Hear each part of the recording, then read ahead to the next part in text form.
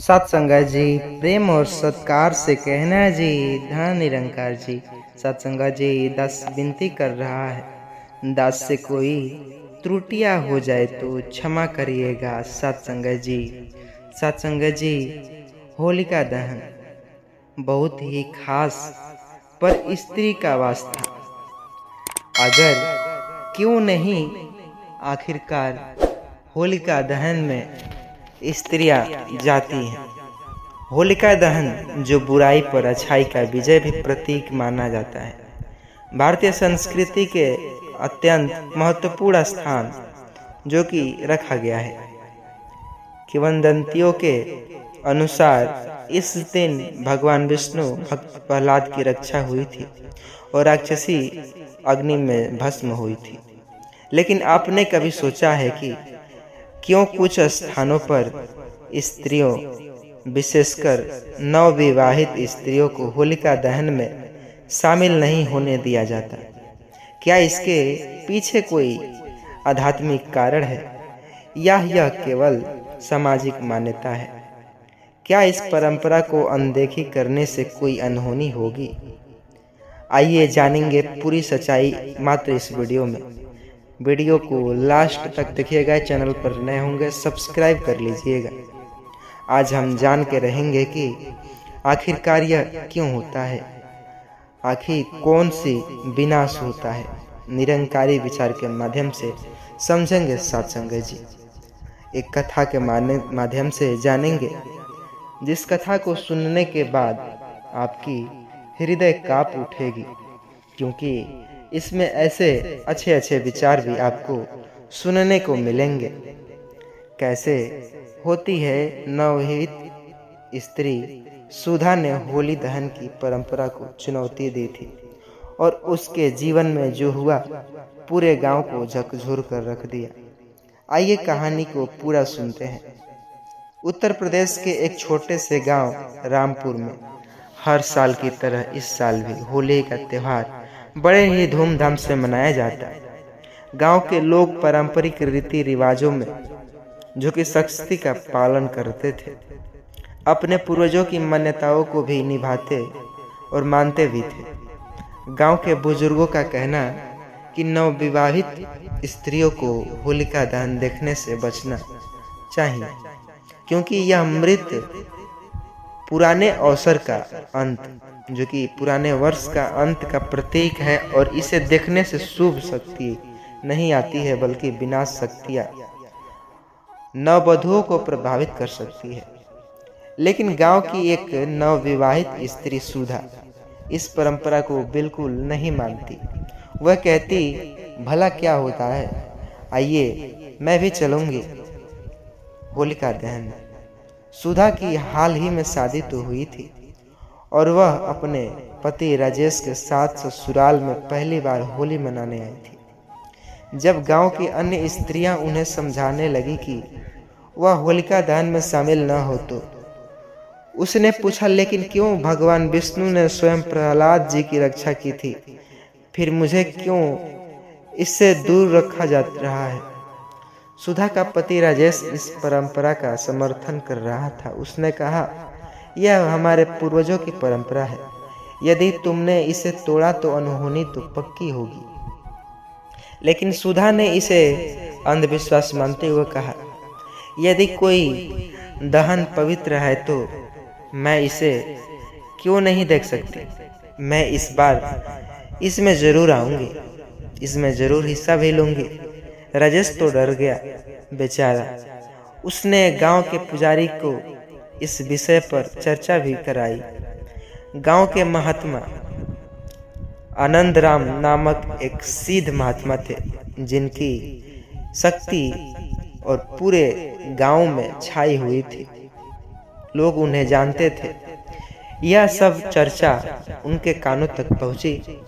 उन्होंने सुधा को बुलाकर कहा, बेटी, कुछ चीजें रहस्यमयी से भरी हुई होती है, इसमें उनकी गहराई नहीं समझ सकती, लेकिन परंपरा का अनुभव आध्यात्मिक है।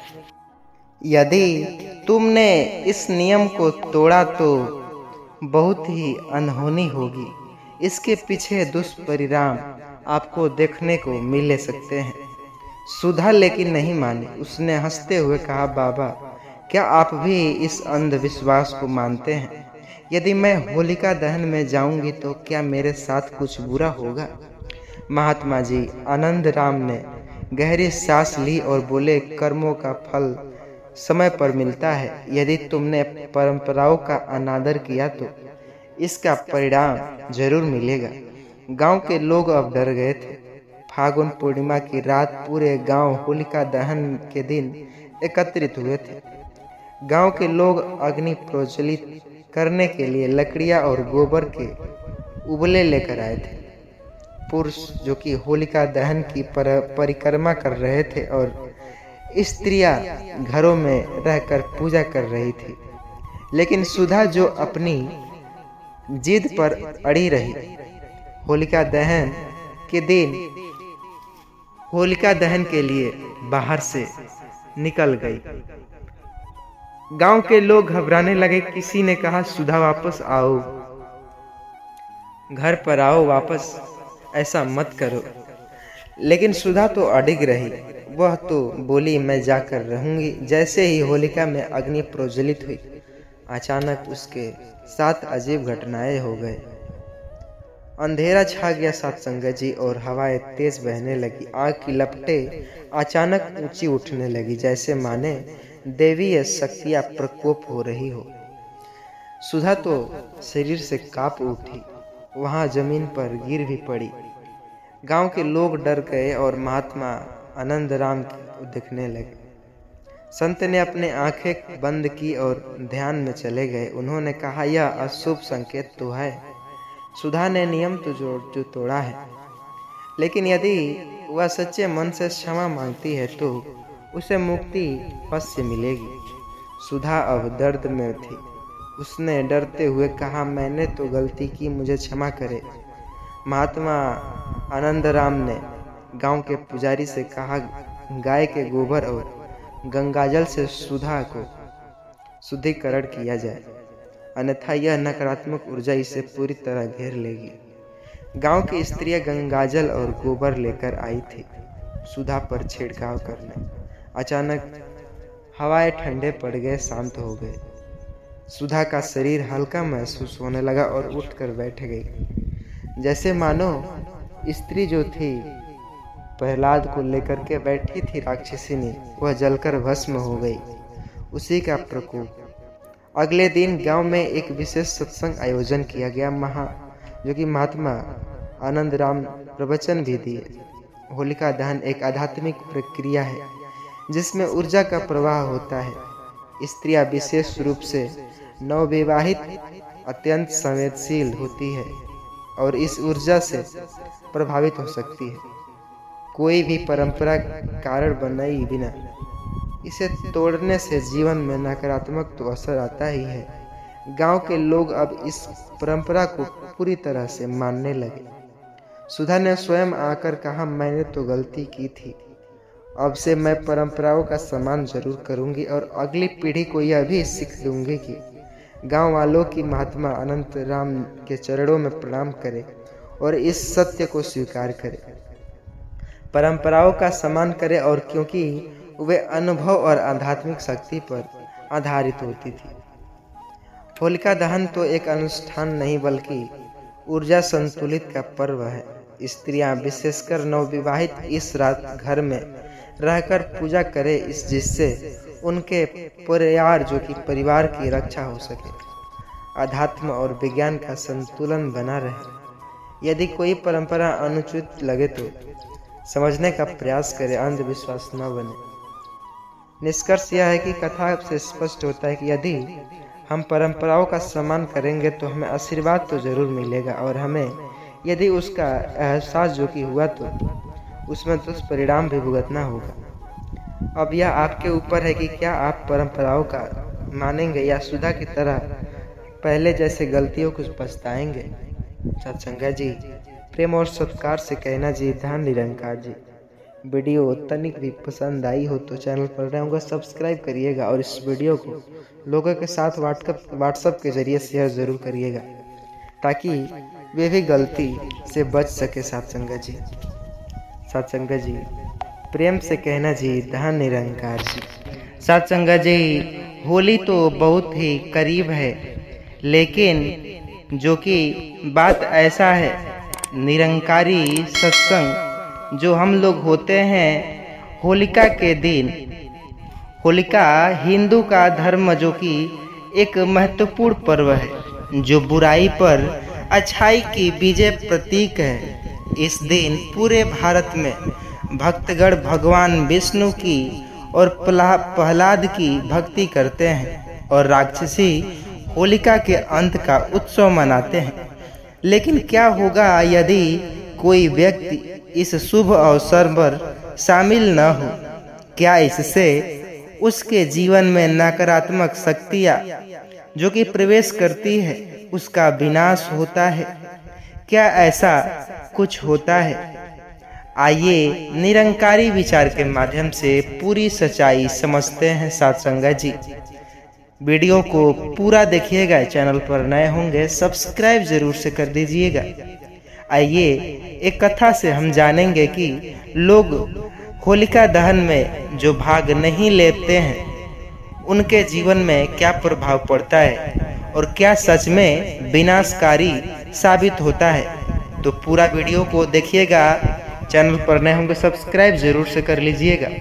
कहानी शुरू होता है उत्तर प्रदेश के एक छोटे से गांव शांतिपुर से। होलिका दहन का पर्व हर साल बड़े हर्षोल्लास के साथ मनाया जाता है। गांव के बुजुर्गों का मानना था कि होलिका दहन में शामिल होना अनिवार्य है, क्योंकि इससे बुरी शक्तियां जलकर भस्म हो जाती है। अक्सर तो आपने ऐसा सुना ही होगा। और घर में सुख समृद्धि भी बनी रहती है। गांव में दो मुख्य परिवार थे, रामलाल का परिवार और श्यामलाल का परिवार। रामलाल का परिवार जो धार्मिक था और होलिका दहन के महत्व को समझता था। श्यामलाल का परिवार जो इन परंपराओं को बेकार मानता था और होलिका दहन में कभी भाग नहीं लेता था। रामलाल के परिवार में सुख शांति तो बनी रहती थी, जबकि श्यामलाल के परिवार में हमेशा कोई न कोई समस्या बनी रहती थी। होली से कुछ दिन पहले गांव में एक महान संत आए जो निरंकारी सत्संग कराने आए थे। वे पूरे गांव में घूम घूम कर लोगों को समझा रहे थे कि होलिका दहन में शामिल न होना अशुभ हो सकता है। उन्होंने कहा, जो व्यक्ति इस पवित्र अग्नि से दूर रहेगा वह अपने जीवन में अंधकार को बुलाएगा। होलिका दहन जो कि भाग लेना उसमें मात्र एक परंपरा नहीं बल्कि आध्यात्मिक सुरक्षा का भी कवच है। आपने देखा होगा लोग अपने हाथ पैरों में सरसों का जो कि उसको कूट करके लगाते हैं और वे उसमें जला करके राख करते हैं, जैसे कि मानो तो बुरी शक्तियाँ उसमें जलकर भस्म हो जाए। रामलाल का परिवार और उसका श्रद्धा उनसे उनकी बातों को सुन रहे थे, लेकिन श्यामलाल और उनके परिवारों ने इस चेतावनी को हंसी में उड़ा दिया। श्यामलाल ने संतों की बात को मजाक में लेते हुए कहा, होलिका दहन में जाने से क्या मेरे व्यापार में फायदा होगा? झूठ मूठ का बुरी शक्ति कुछ नहीं होती है। क्या मेरी आर्थिक स्थिति सुधर जाएगी? यह सब अंधविश्वास है। उसकी पत्नी और बच्चे भी विचारधारा से ग्रसित थे। रामलाल ने उसे चेताया, भाई परंपरा सदियों से चली आ रही है, इसका कोई न कोई गहरा अर्थ जरूर होगा। होलिका दहन केवल धार्मिक अनुष्ठान नहीं मित्र, बल्कि हमारे जीवन को शुद्ध करने का भी प्रक्रिया है। श्यामलाल ने इसे पूरी तरह नजरअंदाज किया। गांव के लोग पूरे उत्साह से होलिका दहन की तैयारी कर रहे थे। हर कोई नई उमंग और श्रद्धा के साथ वहां मौजूद था, सिवाय श्यामलाल और उसके परिवार के। जैसे ही होली की अग्नि प्रज्वलित हुई, गांव में ऊर्जा का संचार होने लगा। लोगों ने बुरी शक्तियों के नाश और सुख समृद्धि की प्रार्थना की। लेकिन उसी समय श्यामलाल के घर में अजीब घटना ग्रसित हुए। उसके बेटे के अचानक तेज बुखार के कारण, जो कि दम घुट रहा था, उसके दरवाजे पर आप खटखटाने लगे। उसके दरवाजे जैसे मानो अदृश्य बुरी शक्ति दस्तक दे रही। गांव के लोग तो देखकर कहा, यह सब इसलिए हो रहा था क्योंकि तुमने होलिका दहन का अपमान किया। तुम नहीं जानते, अगले ही दिन श्यामलाल का व्यापार अचानक सच में बंद हो गया। उसने दुकान में चोरी हो गई, शायद उसके घर में लगातार झगड़े भी होने लगे। परिवार उसमें जो कि बीमार भी पड़ गए। अब उसे एहसास हुआ कि होलिका दहन में भाग लेने का वह बहुत बड़ी गलती कर रहा है। आखिरकार श्यामलाल को अपनी गलती का एहसास हो ही गया। वह बाबा निरंजन, जो कि महात्मा थे, उनके पास गए और रोते हुए बोले, बाबा, मैंने होलिका दहन को अंधविश्वास समझकर उसका अपमान किया। अब मेरे जीवन में सब कुछ नष्ट हो रहा है, कृपया मुझे बचाइए। बाबा मुस्कुराए और बोले, भगवान तो दयालु है। यदि तुम सच्चे मन से प्रायश्चित करोगे तो तुम्हारे कष्टों को जरूर हर लेंगे। उन्होंने श्यामलाल को अगले वर्ष होलिका दहन में पूरी श्रद्धा के साथ शामिल होने का संकल्प लेते हुए कहा।